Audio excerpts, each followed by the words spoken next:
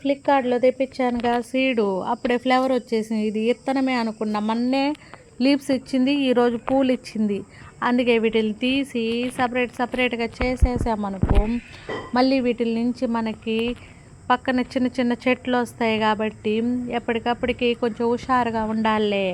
నెల్లూరులో వర్షాలు పడుతున్నాయిగా, ఈ చల్లదనానికి మనం చెట్లు వేసామనుకో, ఈ టైంలో చిన్న చిన్నవి రేపు గబాన పెద్ద పెద్ద వర్షాలు పడ్డప్పుడు మన చెట్లకి కొంచెం ఊరటగా ఉంటుంది.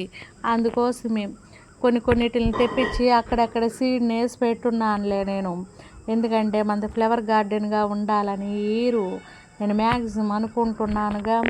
వాటిలన్నిటిని రెడీ చేసి వాటిలన్నిటిని మీకు నేను మంచి మంచి వీడియో తీసి పెట్టి మా నాన్నకి పెట్టుకోవాలి పూజకి అనే ఒక ఉద్దేశంతో వీటిలన్నిటిని తీసేసిన. రూట్స్ చూడండి ఎంత హుషారుగా వచ్చేసినాయో.